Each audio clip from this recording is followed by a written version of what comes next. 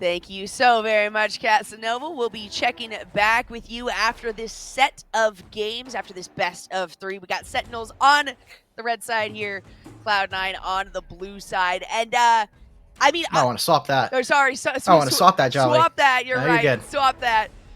Excuse me. It's because the icons, they threw me off. You know, we got red on the blue side, blue on the red side. That's what it was. It's the start of the day. All right, you got to give me like 1 or 2 mistakes, and then we'll get things rolling. But I definitely agree with you, Alk, in Michael Udall. Yes, the Orion is really good.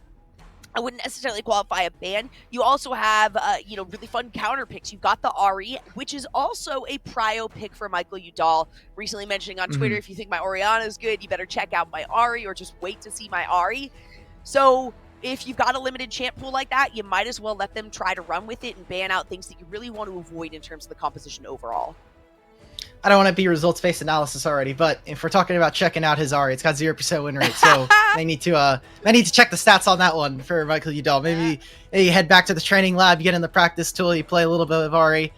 We'll see. I want to give him a chance, right? Everybody gets their shot in the day, and just because you may have lost the game doesn't necessarily mean you played you were bad on it, but we'll have to see. I think it is, again, when you're looking at that mid lane pool, we're starting to already take away things like the Corki, like the Oriana. Twisted Fate is still available for Sentinels, and when you're looking at Cloud9, they're looking at a really strong mid-jungle duo, so we'll have to see what they pick up from there. I was going to say the Ziggs, the Lucian, obviously incredibly high priority with the flexibility as well, especially with Cloud9 liking to run to those Jackie and Charm in the mid lane there. So we'll have to see what the final ban is, and it's going to be a Galio, another really good initiator. Galio and Camille, still an amazing combo. You got both of those champions banned out here. Now you still got things like the Renekton up. You still got Zello, who, we know likes the Gragas available, but the Lucian will be the first pick in. Interesting. So this is a really nice flex. Sentinels have not been the type of players or the type of team really to flex a marksman up into the top lane. We've only seen, if I remember correctly, it is Yon. You've got No You and YMCA as well. There's a few top laners, and with this Gragas and Senna here for Cloud9, I think is a really, really awesome answer. You can now flex this into the bot lane. You can still have multiple different champions and force Sentinels to show their hand just a little bit there. Just a little bit. You got the Xin Zhao locked in now, though. Nami also, can really sway and change the game completely. I do love the Wukong lock-in, another really high priority champion. And right now, we're so early on in this game, patch 2.4 now, that, hey, look at that. The Ari is locked in. We're going to have to see if that statistic changes right here. It is going to be Michael on that one. But, it's cool to see how the metas will progress, starting at the very, very beginning or the early stages of this game. There is certainly metas that each of the teams themselves have kind of laid out.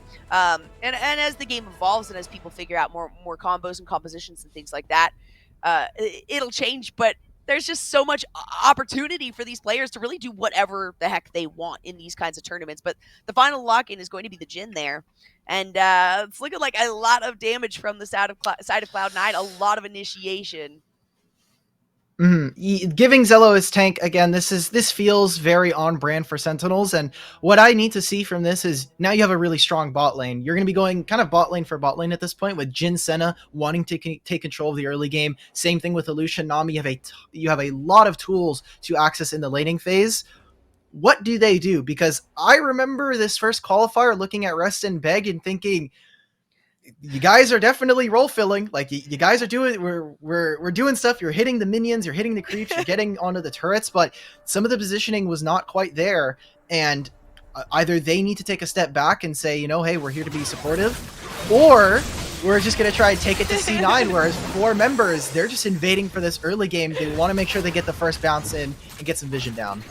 They did at least, offer a little bit of opportunity. There it is. It's going to be a little bit of vision for Sentinels. Cloud9 didn't take any damage, though, so no recalls forced out. At least that's the hope for that if you do send some people, as well as the vision. But already Rest taking quite a bit of damage here. I do also love the instant lock-in of the Senna, just being a good champion overall, but also in response to Lucian being picked up there, because that combination is just so deadly. You have so many options. Senna is just such a great support right now. You can flex it, and you can just do things where you're sending it. We've seen the most popular combo obviously be Gragas Senna, but I think second to that is playing Varus Senna, something that Tribe has found a lot of success with, and some other teams have as well. Just look at this. We're talking about the early game, and we're talking about Sentinels wanting to take control, but their bot lane taking a ton of damage early on from C9. Speaking of Senna, right there, we get to see Last Embrace do a lot of damage there with that lockdown onto Rest. And I mean, Beginnings has no opportunity to really frontline on this one. There's just way too much poke coming from C9's mid lane right now that it's Sentinels hanging way back. And in the meantime, Tarzan gets caught or poked out here by Sheesh, who's going to have to flash over the wall. Nice. Jackie not going to be able to hit that W, but Tarzan has the damage, gets the turnaround, flashes on, so takes the first blood. Yes, gets taken down in response. In the meantime, the rest of the team tries to come in to offer some support. You do have the death of Wukong on the backside as well. That was really well played, and look at how, again, they play the map. Tarzan going in for an invade, his support, and honestly, playing with someone like a Jhin, they don't even have to move first. They can actually just use something like the Deadly Flourish from long range and force Sheesh to get rooted, or have to take some kind of crazy pathing. So a really great move from C9. It puts them a little bit ahead in gold, and during that time, Jackie ends up actually killing Rest at the same time, which is just insane to think about. So C9 using their strategy, finding themselves at a small advantage, but we need to see a little bit more from them if they really want to take control this early game. I expect that we will see more from them, again, with this composition that they've selected. It is so dang aggressive, and they can have a lot of this aggression really early on. Luckily, Sentinels has put up a very decent amount of vision, been very defensive about the way that they've tried to initiate on this, because they recognize how much of this early game power is held in C9's hands. I mean, I was just talking about the pressure that you've got here on the mid lane, and it once again remains. The culling coming out here by Rest now to get that wave down. Doing a fantastic job at it, and they're starting to prep for this dragon that's coming up soon. Take a look at where people are redeploying and starting to pick up some gold. I'm really interested to see what happens with Molly versus just the rest of Sentinels. This is obviously a new substitution for C9, as Meals is currently unavailable, taking care of some things. I think that they will be available for Series 2, but have to watch and see. But Charm. Oh, there it is. All the crowd control. She tries to flash in, but it's still not enough damage on to Charm. Nice little W away, or nice little shift away from that one is going to keep C9 alive in the mid lane. So even with the focus that Sentinels is trying to put back in response to the pressure that C9 has maintained here and the priority in the mid, it is not really working out for Sentinels. Ooh, and now Sentinels are in a little bit of an awkward spot. You see right now they're trying to lane swap, and they're actually taking advantage of the new patch. You're talking about, hey, we're on 2.4. Well, one of the changes is Rift Herald spawning at the same time as Dragon. They recognized it, and we saw it during the qualifiers. Dragon was such a huge kind of pivot point for the game, whether the first Dragon was kind of the win point for a lot of teams in the qualifiers. Well, now they've balanced it out by making this Rift Herald available at the same time. So Sentinels taking the trade across the map, and I want to see what they use this for. Are they going to try and set up Michael for success, or find some kind of avenue after ganking this mid lane to set their bot lane up ahead of Jackie and Charm? Speaking of bot lane, you can see the heavy invade once again here coming from the side of C9. No surprise that it's Tarzan who manages to go down towards the bottom side and has the opportunity to get a little bit of a pinch off here, especially if Zello manages to pull MTS out of this a bit. Allowed themselves to take a bit of damage, but a little bit too much mana was also expended there, so it's going to be a little bit harder for Tarzan, and it will just be a recall from MTS here. In the meantime, though, Sentinels has found a good amount of pressure in the top, and they are going to go for the kill here. Gets a nice Nami bubble, but everybody broke away from the fight to try to avoid taking tower Wait, what? shots. She's just going to try to re-engage the flash forward. Out comes the tidal wave. It won't be enough, and Molly stays alive. Okay, Molly, that was very aggressive. We'll see that both junglers were on opposite sides of the map trying to find something here. We're going to see a small scuttle fight here. Should be going over to one of these teams, but that was very dangerous for Molly. Oh, that's true. It is a scuffle. Molly, why are we staying there? Why are we staying there, buddy? You got the invisibility. You can get out of there, but I think I wanted to greed for the wave, trying to find something. And look at this. C9, they want this blue buff. They're going to fight for it. And in they go. The charm does land onto Senna, who immediately is going to get melted down. Sheesh takes a lot of damage on the backside, but Tarzan continues to get knocked up. There is going to the Cyclone, comes out. A double kill going over to the Lucian. Sentinels finding a really good pick and making sure to group.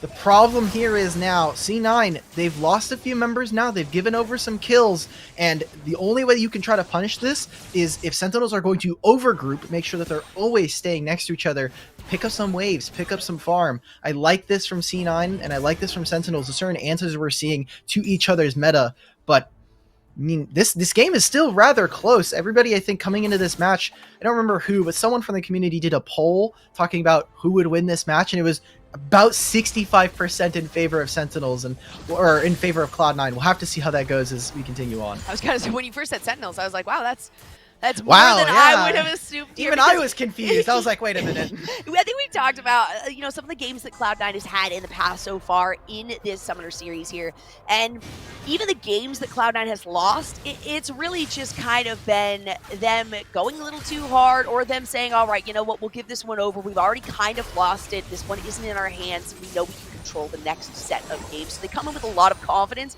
because Tarzane is not just an amazing player, but an absolutely incredible shot caller here for this team. Mm-hmm. He does so much for this team, and I think when you look at this, we're talking about how Cloud9 tends to win or lose is based on Tarzane's performance, and off of that, their adaptation from Game 1 to Game 2 and 3 has been impeccable in almost every single series. That's why they've gone undefeated in matches, but not necessarily in game score. It has been a pleasure to watch them. We'll see if they can continue to keep the pressure on. And it looks like Sentinels is working towards, at least trying to get a little bit of gold back in response. Almost getting close to tying things up. It was close to a 2K gold lead for C9. So they're at least kind of, they're slimming that margin that was more in favor of C9, though the aggressive vision you can absolutely tell is going to continue to be maintained here. Sentinels trying to stay as passive and defensive as possible, setting up this vision in an attempt to be aggressive and make proactive plays. We'll have to see. It's 10 seconds before the Drake now, and certain members have to take a back here. Lots of damage onto beginnings means that they will not be available for this play. There's no tidal wave, but here we go. There it is. So much damage there. Ari tries to get out, but gets taken down. Rest has to flash away. Will get hit by a curtain call, but not in range for the next one. Sheesh will take one, but avoid the rest, and out comes Shelly. That's such a close fight there. That will be the Drake for them, but look at this. Look at where Sentinels... This is where I think some of their mistakes have come from, is just not quite understanding it. I think it's that feeling of just like not being good enough or missing some small aspect of it, because that is the right play. Try to drop the Rift Herald in mid lane, but after you've already lost that fight and can no longer get mid priority, it is so dangerous to do that. You can't get all that much, can't get the turret, and now they're even stifled from getting this top turret or any kind of damage on it. So right now, Sentinels, they're making the right plays. I just think the timing and some of the groupings are not all there for them. And C9, they're going to continue with their gold lead and continue with the advantage that they're just slowly gaining from themselves. It doesn't feel like it's overwhelming pressure like we've seen in some of the qualifier matches. Not quite, but still a lot more finished items on the side of Cloud9. You can see the Glaive as well as that Dusk Blade there for Jhin. So he's going to try to make more of an impact as the game goes on with that extra mobility that he's going to be getting. But you're absolutely right, Alec. It feels like Sentinels is just kind of one step behind. And that's what I meant really when I was saying they're playing defensively. They're trying to set up vision to play defensively, but it's in an attempt to get some sort of aggressive play, because that's the only way that you can really get something onto this C9 team with how oppressive they are in these fights. That has been one of the things when I was looking at this team for Sentinels, was this is one of our most standard teams. They play mages in the mid lane. They play a pretty standard bot lane. They have tanks with bruisers, nothing out of the ordinary. And it feels like they are almost the benchmark for how teams should play in Wild Rift. And everything after that, I think once you start into getting like individual team identity and what you want to do that breaks you apart from the others is what other teams might find as an advantage versus them. This is when we've seen them take a lot of wins versus some of the lower seeded teams. But when we're going up against someone like a Tribe or like a Cloud9, their individual play and the aggressive play has been kind of their hallmark to success.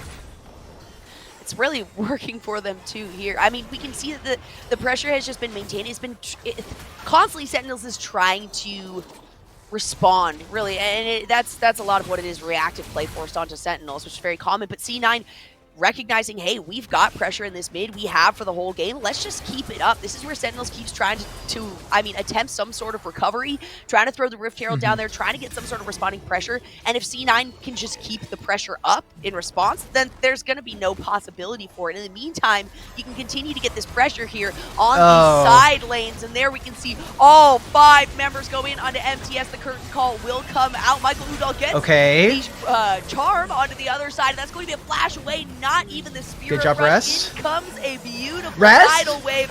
And but now just Charm trying to escape here. Molly is running away from Sheesh. The rest of the team just trying to collapse together, though Sheesh will get rooted down thanks to Charm's last breaks, and it's going to be a hop over Tarzane. Now trying to take on Sheesh, but that's going to be too much damage. Tarzane, no clone is going to save you there, and Sheesh stays alive, finishing this off with a triple kill.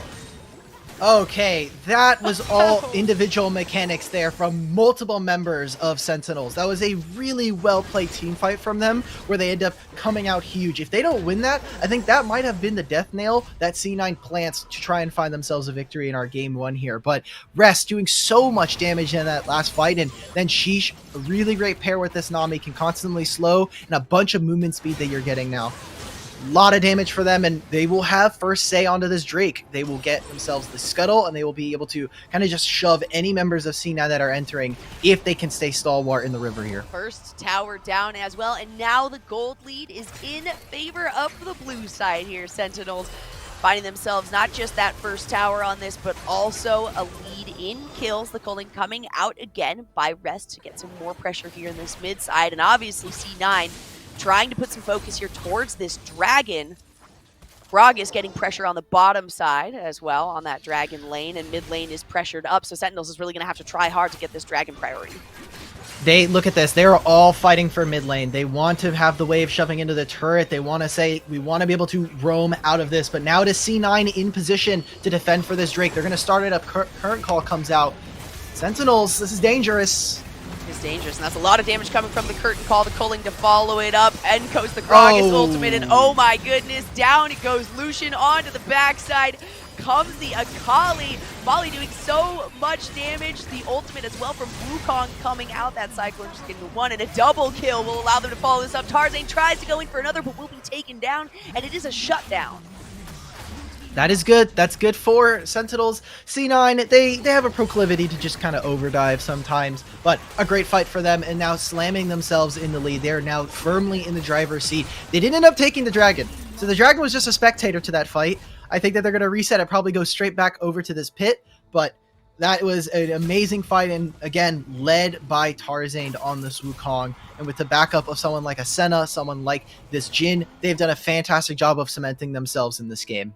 Got themselves a pretty solid gold lead too, even just looking at Zello's gold right there at almost 11,000. Jhin, only one above him on the team, looking pretty solid. And now that's going to be a little bit of priority here for Sentinels onto the dragon. No move towards the Rift Heralds. It might be a contest for C9. Wait a minute. Okay, that's one. That's a flash out. He's looking for something. Out comes the tidal wave onto the backside. Now comes the culling call once again. In is the Gragas cast. Tarzane on the backside, trying to take down Michael. And he does go down right there. Garen very, very low. A lot of resources spent on trying to do as much damage to MTS there at the beginning. He didn't even die. Okay, C9, they feel a little bit... maybe this is just, we're playing with a new mid laner because of the substitute situation, or something. It is the first game of the day, so teams might be still waking up, but it feels like C9 are a little bit sluggish to the play there. They're in the advantage. They had first say on the Drake, but somehow Sentinels are able to get it first after their rotation, and then they still end up losing that next fight. This feels like C9 maybe getting a little bit in over their heads here, as now they're going to try to break down this last turret, try to break down this dragon turret with Charm. Maybe, but Michael Udall is still a very easy target for them in all of these fights. Currently sitting at 0-3-6, way behind on gold, and not feeling very comfortable. Might need to add to that stat in soon. terms of items. I mean, you've got the Luden's finish, and you're looking at 2 rods right there. So you've at least got items built, but you're looking across the board at 2 to 3 at least finished mostly 3 on the side of C9. So that one aspect could hold Sentinels back a little bit in these games if that's consistently an easy target or easy priority target for C9 in these engages.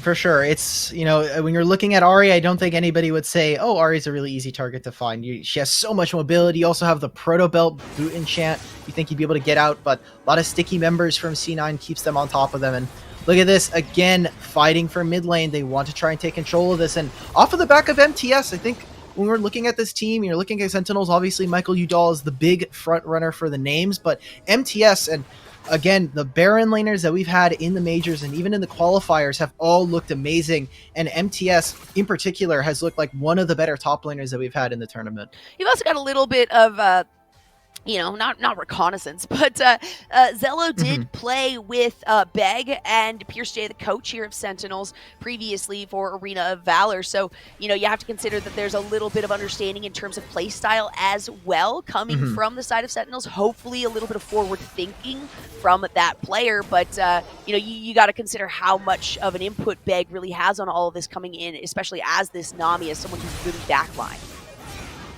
That's one of the things when you're looking at Arden supports in particular. They feel a little bit like you're playing Minion Commander, right? Because you have to channel all of your buffs. You have to make sure that they're all on the right players. And so far what we've seen from them is this is kind of a new style that we've seen from a lot of teams. Obviously, a lot of the Ardent items got added in the latest patch. So there's been more reason to play things like the Janna and the Sword, but really kind of gives them potentially, a better way of controlling the game, controlling the flow of certain team fights. She's very effective. Nami, one of the highest pick supports. I mean, you're looking at, like Senna, Nami, Janna, really right now with the current patch updates of being really effective here. And Beg has done a really good job. Only has gone down one time here, but that's kind of the downside of this. Is while Beg might be a little bit more informed on how the playstyle might be going through here from the side of Cloud9, having played with a couple of these members in the past. How much shot calling really is actually coming from this player who seems to be doing very, very well and has done very well in the past here. It's tough, though, when you're looking at a bottom lane like the one that Sentinels has right here with Rest and Beg, and then you're looking at Jackie and Charm on the other side, and it's just such a cohesive combo there. Oh, here's a teleport. They're going to go for this. They are out third Cutlass. Whisper's not going to hit there. Tarzan goes up with a big cyclone on the backside. He's going to go down there to the ultimate from Garen, and in goes the rest of the blue team out of the back. Are they going to win this? Though, front lines all of this and leads a lot of damage. Just an excellent split there. It will be a revive, but 4 more members of C9 still alive. She should be able to go down here and take the tower shot on Zello, but not enough to take that member down. They might try to end. And they will absolutely try to end right here. The member that is holding things back is unfortunately Michael Udall on this Ari, who has not been very effective in the game. And that's going to be number 1 here, going over to Cloud9. Oh man, that fight just happened so fast. I was really wanting to talk about Cloud9 and how we've been focusing on Sentinels, but Cloud9, when you look at their team, Sans now, Meals being gone for the day, have some of the best players in their position. Zello has had fantastic performances on both tanks and carries, and Jackie and Charm, obviously, alongside Tarzan, have looked like some of the best players that we've had in Wild Rift for the North American scene in general. So I've been a really big fan of them, and right there you can see just really innovative play, utilizing the TP where MTS does not have it. And I mean, just a great team fight that we saw from them. It was a little bit weird because I was like, are they going to win this? You saw some blinking health bars from them, but they're able to close it out with a really strong victory for them. Yeah, there were some really solid splits towards the end, or some good engages from Sentinels, but it was Cloud9 who was in control for the majority of the game. They dropped 1 or 2 fights, but that's kind of what we're talking about. Even these games where Cloud9, even if this was a loss for Cloud9, if somehow Sentinels came back, Tarzan was too far in control, I think, in that aspect. And the previous time that these teams fought up against each other, yes, Sentinels did come out ahead, but the roster wasn't quite there. When you're missing Tarzan from the roster, you can't really expect the full team to come through. So while we don't have the full team with Meals here for Cloud9, it's still a lot of heavy damage, a lot right now coming through. I do believe that we are going to take a quick break in between No, we're not. Never mind. We're not. We're No, able to stall no, we're through. We're not. just I going got you. straight through. Don't worry. Excellent. Good. Because I'd rather just get straight into some more Wild Rift. Don't worry, Jolly. Now, do you think the Orianna ban is going to stay here for Cloud9? Do you think it's an easy option for them? Because once they cut out the Orianna, there's such a limited choice there for Michael. Yes, so again, we're gonna sadly add to the Michael Udall 0% win rate. Ari, I'm sorry, buddy. I'm sorry to do this to you. I'll be tracking it throughout the day. I'll make sure to keep an eye out for your Ari. But I think if you take away the Orianna, there is a lot of options that I don't know if C9 are necessarily recognizing. Like, yeah, Orianna is very good for him. However, Orianna is incredibly weak during the early game, and that's where C9 tend to find a lot of explosiveness in their game, where if you maybe want to just take it away, you can see yet again, the pool is quite small when it comes to his mid laners. And that is definitely somewhere that we've seen, at least in this first game already, Cloud9 have found an avenue for attack. Yeah, that's kind of one of the things to consider is how much does it really take away from Sentinels. Like you said, there's so much pressure in the mid lane. Mm-hmm. That duo in the mid is so dang effective. And even with the Ahri coming through with opportunities for charms and some good crowd control to get damage on, there was just really no pressure, no priority whatsoever for Sentinels throughout that whole game. All right, then if that's the case, is there anything in particular anywhere on the Rift that you think would be good for Sentinels or would be very effective for the composition that Cloud9 tends to bring in? So I want to swap to C9 real quick, just because I want to make sure we're giving them their due. We can talk about them all day is the problem. If I start, I don't know if I can stop. One of them will obviously, we'll get to see both of these teams, I think, go really far into this tournament. But Cloud9, their adaptations between games have been fantastic throughout the qualifiers. And here, when I'm looking at their team, they got basically what they wanted. They got an early aggressive jungle pick that can kind of turn up in terms of team fight and turning up the heat. You have a mid lane who, yes, Meals was able to play Akali and can definitely play a little bit flexible on the side lane, and a very strong bot lane. That is where I think when we saw them before versus Sentinels, that was the mismatch that I was looking forward to is, hey, you're playing against Jackie. You're playing against Charm, who have been some of the best players in their position for this tournament. How does Rest and Beg stack up? How do you involve Sheesh in that to make sure that they can try to protect this bot lane? And Cloud9 have found success every single time. Lucian is obviously the most played just because that champion is absolutely disgustingly broken. I've gotten a bunch of free wins on it. That's fine. But Jackie literally plays it all. They even put Jackie in support because they had to do a bunch of roster situations. They have a Ziggs in there as well. I've just been, when I'm looking at this mismatch, Sentinels, I'm still seeing some of that bot lane hesitancy that I saw from the first qualifier. And I feel like it's going to maintain. And there's another aspect to this game, too, that we have to consider that Cloud9 is very good at, and that is really just confidence in the play and the pressure that that they're able to put forward. If you bring a lot of confidence, and I've said this even in standard League of Legends, on PC, on the Rift, if you go in with confidence into a losing matchup, and if you at least know how to kind of play around and fancy foot, or at least navigate around the abilities of the enemy champions, you can absolutely win a losing matchup just by overpressuring, by really lowering the confidence of the enemy team. And that's happening right here with Cloud9. All of Cloud9 has so much pressure, so much confidence going into this, that even if Sentinels might be looking at the potential for a winning match, you've got the hesitancy coming from them. You can feel it saying, hey, wait, they're really confident here. Should we actually go in on this? Is this a winning matchup? And that quick question that Cloud9 puts, that little seed that they put into the minds of their opponents, is enough for them to find a victorious fight a lot of the times. Is Wukong, can Tarzan just dive me under my turret? I don't know. Right? Is his team here all of a sudden? You don't have perfect information. You don't have the God view that we do. And it's like, oh, Tarzan actually just has his entire team under my turret. Awesome, that's great. I guess they can just do this. And then anytime that any missing member goes on the map for Sentinels, you're just like, oh crap, where is Tarzan? Where is Mello? Where are all these players? I can't do anything. They're just gonna dive me under my turret. And especially from an AD carry perspective, you're always thinking about positioning. You're always thinking how many times, like how hard can they go in on me before I die? And I mean, you see Wukong, you see Gragas, you're like, crap, I just have to flash, man. Like, I'm not able to do damage. It's just such a small map and really short range. But Cloud9 looking really aggressive, and for Sentinels, a lot of questions for them. I think the big, when you're looking at some implications from this match, whoever wins this is going to have to go up against the winner of Tribe Gaming and Free Agents. one of those teams is, in my opinion, top 2 to win this entire major. So after this, we're gonna have to send a pretty stacked team into the losers bracket, Yeah. and that just means that it's so dangerous down there. It is dangerous, and it's still promising for Sentinels going into a team like Cloud9. I mentioned during the Mm-hmm. game that they were playing defensively, that they were setting up a lot of vision just in the hopes that they could make some sort of proactive play.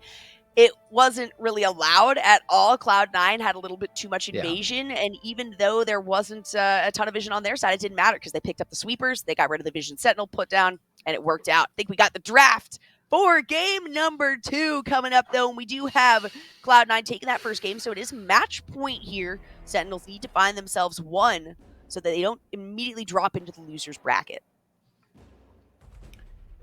Losers bracket's pretty fun though. Hey, if you ever talked about confidence, nothing like a free confidence like, oh, we're gonna lose, we're out of the tournament, we're out of the major, we're gonna be out of getting that sick $10,000 prize pool for ourselves. So it would be a rather good one. And we're talking about bans. We're looking at whether or not Oriana is going to be here. Braum has been a really big pick when it comes to support. Yeah, but constantly banned out. That's a big problem here. And I mean, Beg is a big Braum player as well as Charm here. So it's definitely one that can be taken away. You got to consider as well the Karagas. Gets through the first ban phase, and obviously that is going to be the first pick there for Cloud9 for Zello. It just works so incredibly well, and the combinations, especially if they're able to get the Senna with that again too, is going to be helpful. C9 is going to take away the Corki though. Not going to try to get another pentakill on that one just yet. Set up for strong bot lane, please. Get. I don't even care if it's Lucian anymore. Just like, if Rest can do it, I would love to see a Draven, but something that can prevent Jackie and Charm from running you over. And not only that, but also something in the jungle that I think would help a lot, because Sheesh is a great jungler within themselves, and I think you saw a little bit of that on the Xin Zhao versus this Wukong. For sure. There were several winning fights, and a lot of it did have to do with Sheesh's initiation or Sheesh's really quick response time to what was happening there from Cloud9's plays. And that's where we saw that really victorious fight towards the bottom. Sheesh getting in and really just completely disrupting the team, separating them from each other. Managed to find themselves a dragon, the first dragon for them for that game. The Ziggs is going to be the final ban, so the same bans we're looking at for Sentinels here. There's going to be no changes. Cloud9 so far looks the exact same as well. We'll see if Galio is the one to round things out again. You have first pick here, Sentinels. Let's use it. Let's use it pretty proactively. You had it in the first game. You prioritized Lucian. Game didn't go all that well. I still think Lucian is fine, but need to start thinking of more creative answers for what you want from Michael Udall in some of these solo lanes. So Lucian's going to be the ban here from Cloud9. They say they don't want to deal with it. There's a pretty strong performance from Rest, all things considered. Now, how do they set up some of their players? I'm a huge fan of the top laners. Yes. Like, you look at across the board, we have Chuck, Araki Zoro, Louis, you have MTS, Zello, no, just like every single one of these players has something that they bring individually to a team that I've been impressed with throughout the qualifiers and throughout their play. But the problem for me for Sentinels is they've never really transitioned his lead on this top side to bring them into a game victory. Yes, they've had some really great performances, but I need to see them be a little bit more consistent with kind of getting MTS reined in with the team. Yeah, we'll see how this one works out. Sentinels deciding to prioritize that Gragas. It is going to be a little bit of a repeat from Cloud9. They don't get the Gragas and the Senna, but they do get the Senna and the Wukong. Tarzan once again on that spinny monkey boy. And there was just so much disruption, so much mobility as well that you have to consider from that champion that's really effective. Okay, Wukong and Senna, obviously. They've got Charm. Ooh, for Sentinels, I like how flexible they're being, and giving Michael Udall a Kali is super new, because if I'm correct, and I'm gonna go pull up some stats real quick. Michael Udall, at least in the qualifiers, has not played this champion before, so we're getting a brand spanking new champion here for the mid laner. Stealing Akali and Gragas away from Cloud9's first draft, so it seems to be something that they like to do. They did get the Xayah and the Rakan. I mean, Alec, you know, I'm a big Xayah fan. That's Wild Rift has made me so happy. And Xayah is stellar, absolutely stellar in this. So the Xayah Rakan duo coming out. The Diana is going to be the final lock in here for Cloud9. They did manage to snag the Garen. They're going to keep Jackie on that Jhin, though. We'll see if they continue with running the lethality Jhin. Yeah, I think this is, when you're looking at Cloud9, such an interesting adaptation to the patch, because a lot of people would have just said, oh, Essence Reaver's in the game, you've got a Solari Charge Blade, which has been very popular, all of these champions that like to build crit, why don't we just play more of them? They've been super strong. That has been kind of the knee-jerk reaction and the most obvious one that Riot wanted them to have, but I love this adaptation from Cloud9, wanting to just pick up the Jhin. Things like the Varus as well have done a great job in getting that early power spike with the lethality items for themselves. So we'll have to see what ends up coming from it, as we're finally into game 2 and match point here. Cloud9, if they win, they'll seed themselves into the top semis, and they'll start to get themselves ready to potentially go into top 4 for the major. Remember, it takes 3 best of 3s without a loss to qualify for the championship. A lot more aggressive of a team. Not a lot more, but definitely more of an aggressive team from Sentinels. Being able to have the Recon there in the bottom side, get the pop up as well as the quickness there. And I do like, you know, the pickup of the Gragas, not just to take it away from Zello, but just is very, very strong in the top lane right now. There are a lot of options for top lane. And certainly, you know, a harder one to shut down, though Garen is the most optimal pick, I think, into this one, plus provides a lot for the team itself. But once again, C9 has a lot of pressure here on this mid side.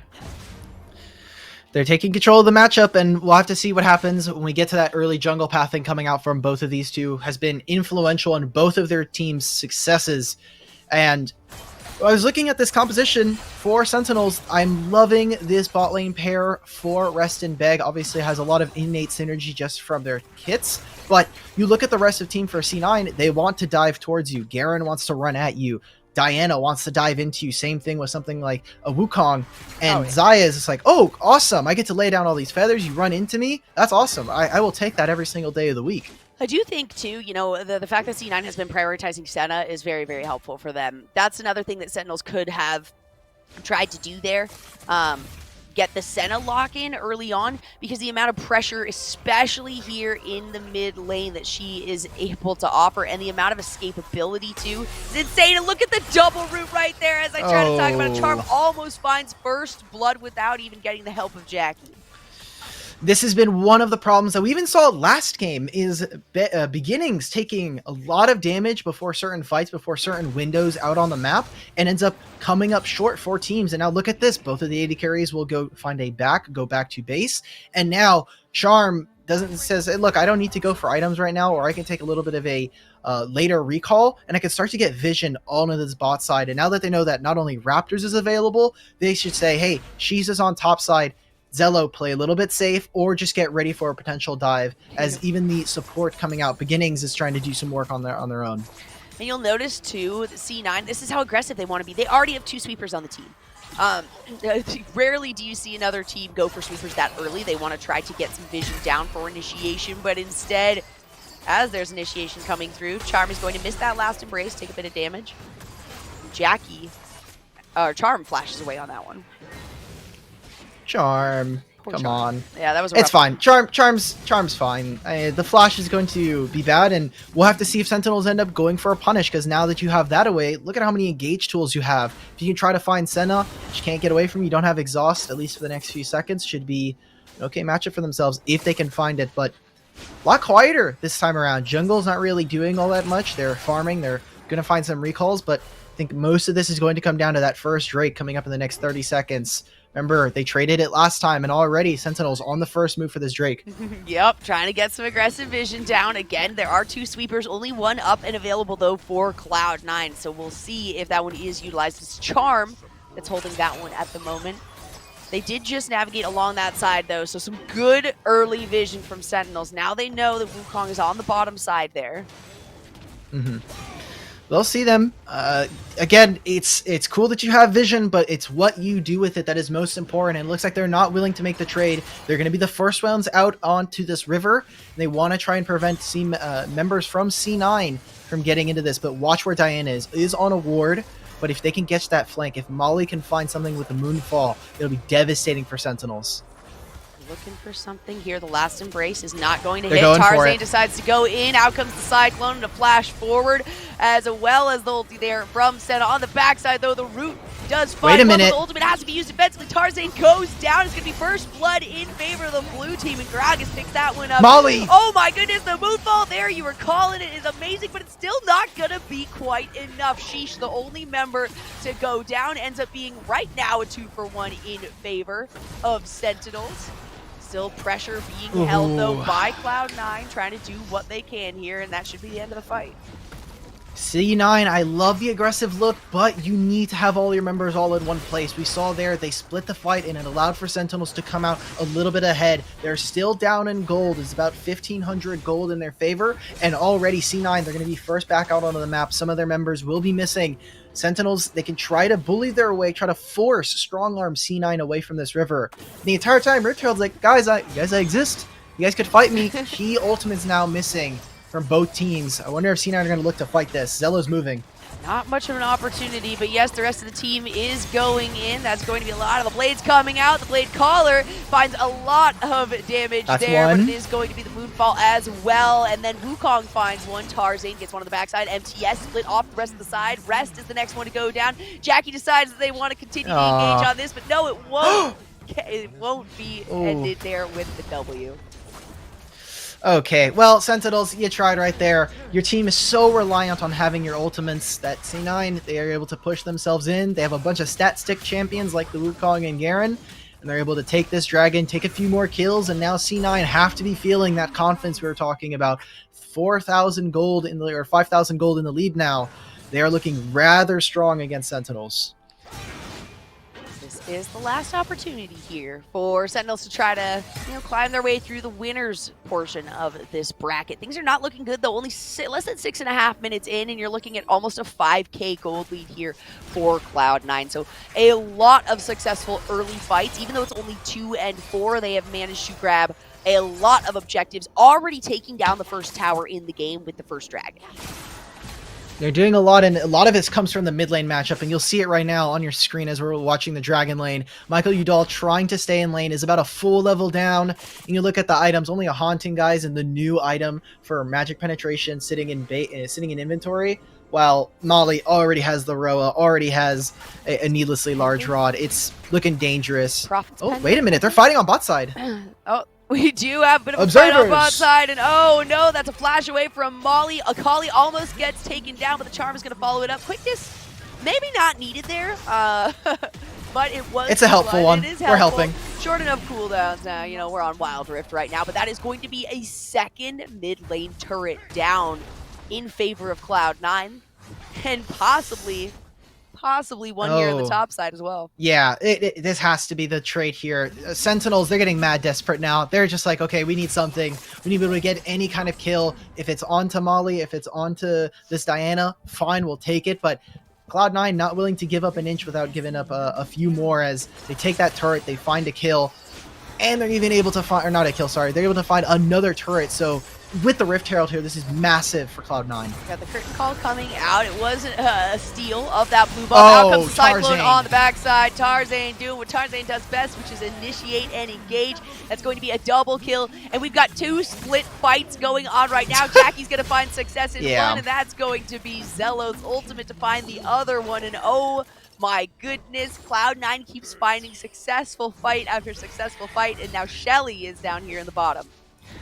There we go. Okay, we were talking about a game 1. I said, hey, C9 feels a little bit sluggish. There we go. They got the morning jitters out. They are finally awake. And this is the Cloud9, the beast that we were waiting for in the majors from that second qualifier. We're talking about how crazy it was, the fact that they didn't make it through from the first qualifier. Obviously, they had a ton of roster swaps coming in for the second day of the qualifiers, and they absolutely dominated in the second one. So now we're starting to see it there. They get that team fight. They crash some more Rift Heralds into the bot side, into this dragon.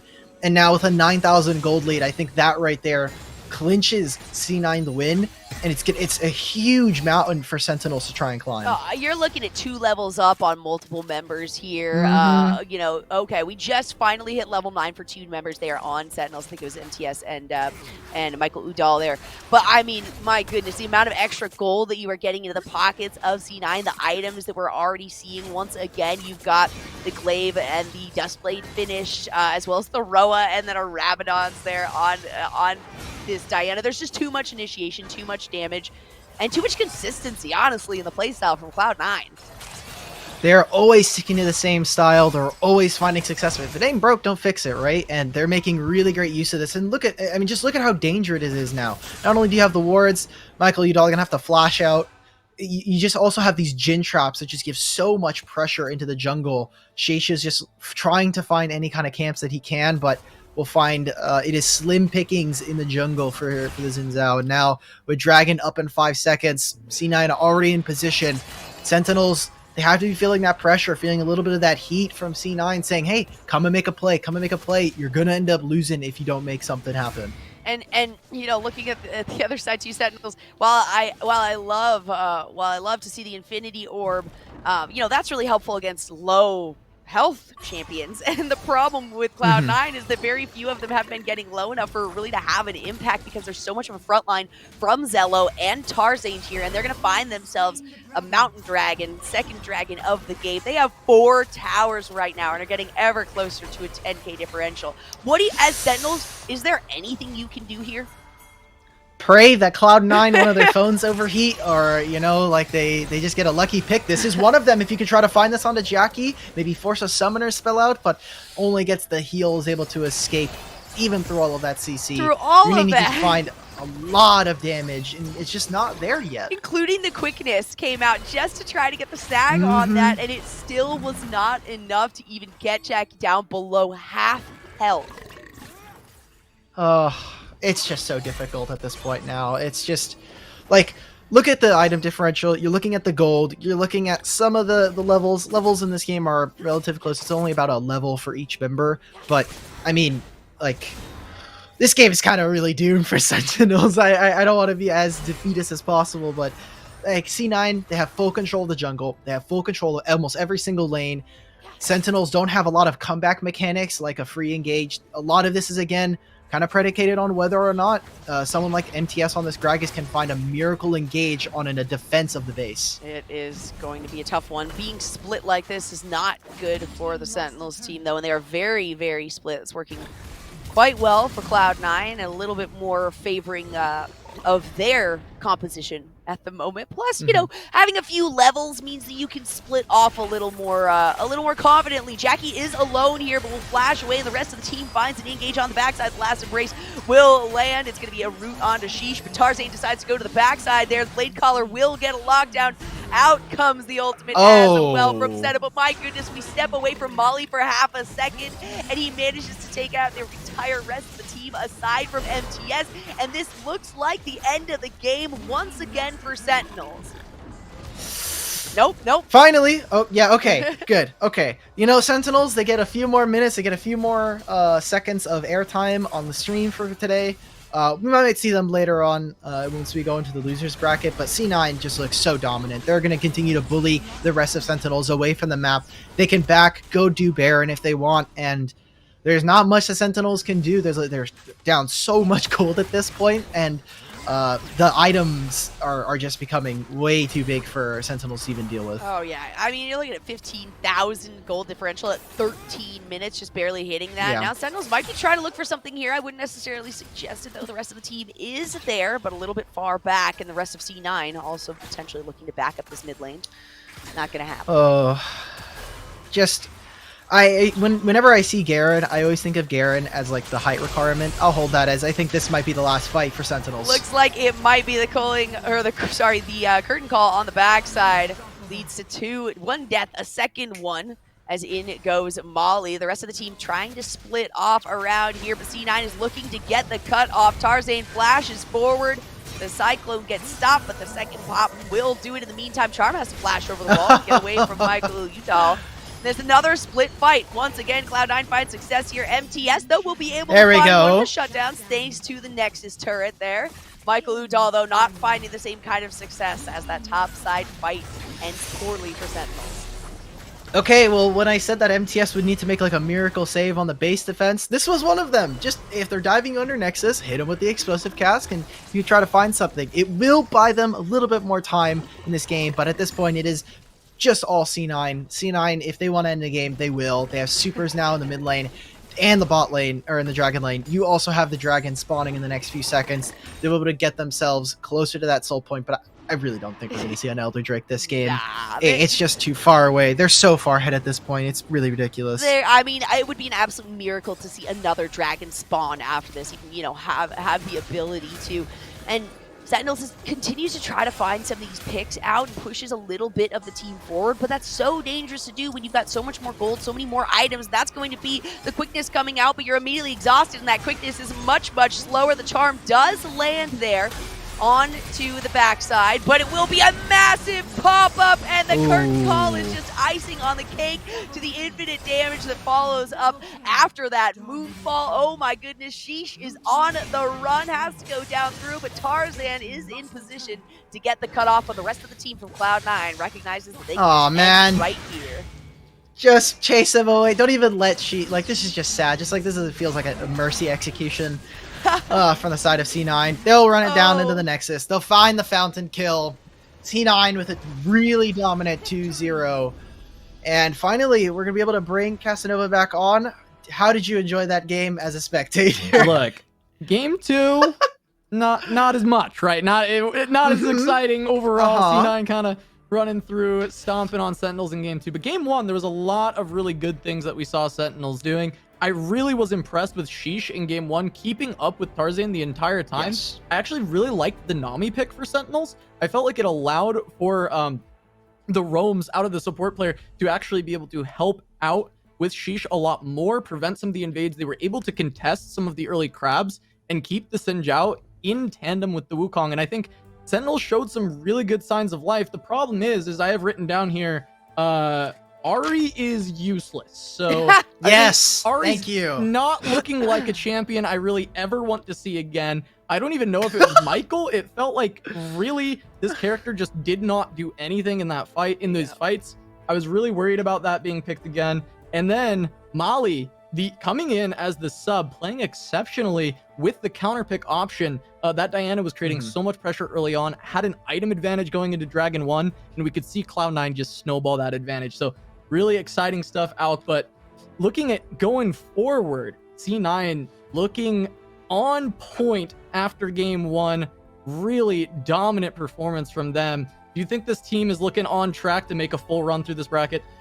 Oh, I think that they're one of our top 2. Yes. Like this has to be our top 2. I personally am really excited to see what form Tribe is in, because we didn't get much tape because they ran all of first qualifier very quickly. They have a 100% win rate, and they will actually be the next matchup, which is awesome, as you can see on the lower third there. I was really excited, and I'm honestly still hyped to see them, because this just means that we have who I think are our top 2 for this entire tournament to make a run here, and one of them has to go into the losers bracket, which means some teams are gonna have the really awesome fortune of having to go up against either C9 or Tribe Gaming as we go into the bracket there. It's hard to keep yourself alive with those 2 teams. Absolutely, yeah. Quickly before we get into this next matchup, but Jolly, I just wanted to ask you. I mean, Sentinels dropping into the lower bracket in the first round. Do you think this team still has what it takes though to make a bit of this losers bracket run and come back into it?